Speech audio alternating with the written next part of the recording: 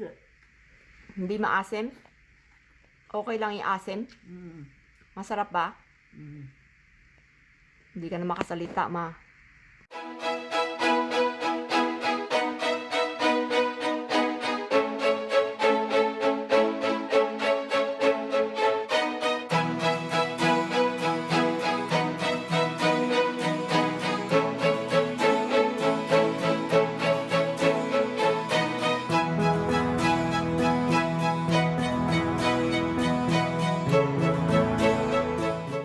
Welcome back to East West Picayune. This video we are gonna cook sweet and sour fish. Ingredients include some red pepper, green pepper, you can have yellow pepper if you like, and of course some sliced onion.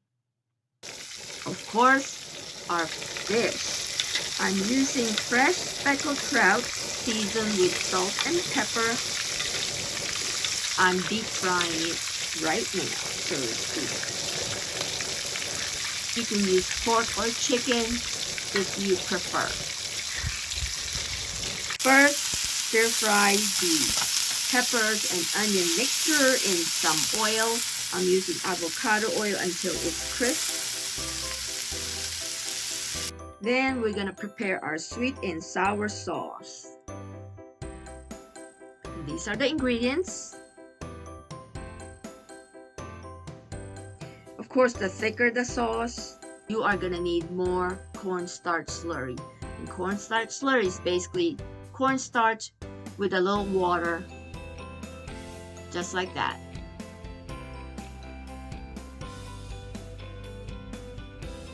A pinch of salt.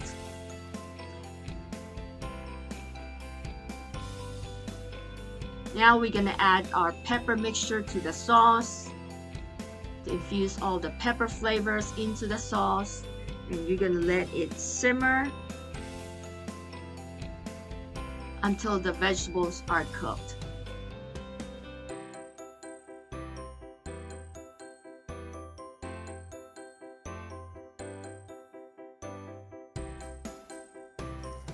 Alright, so now it's done. We're gonna pour that over our fish. Whew. This is the fish I fried earlier. Yum yum. And my mom's gonna help me pour the sweet and sours over the fish. Wow. No, ilagay mo dito sa taas. Dito. I-pour mo lang, ma. I-angat mo lang. Kaya mo ba? Ingat-ingat. Ganyan. Sweet and sour sauce. Lalagay ko dyan sa escabeche. Yan. Oh, masarap. Medyo marami lang ang sauce. So, pwede bawasan ang liquid. Oh, masarap yan. Bawasan. Ika, ba, gusto mo maraming sauce? Siyempre, masarap yung sauce eh. Huwag daw bawasan. Okay, pero sa akin parang maraming sauce. Pero okay. That looks good. Whoa! That's my mom. She's gonna try the fish. She likes sauce. Hinay-hinay lang sa sauce, baka masyadong maasim. Hindi mo yung isda. Ito oh.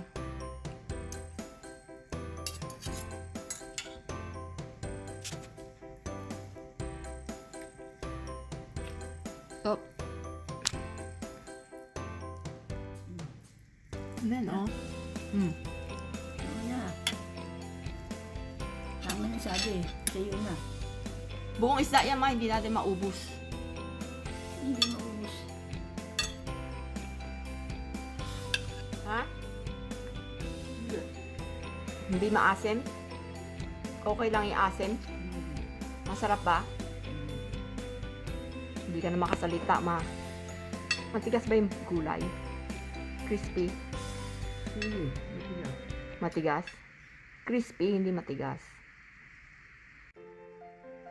Dapat pala nakalimutan ko. Dapat pala pagka-iksa kanya matagal ang luto ng sili. Nakalimutan ko. Pina-crispy ko lang. Malasa ba ang isda? Ingat may isda ha, mamaya may tinik.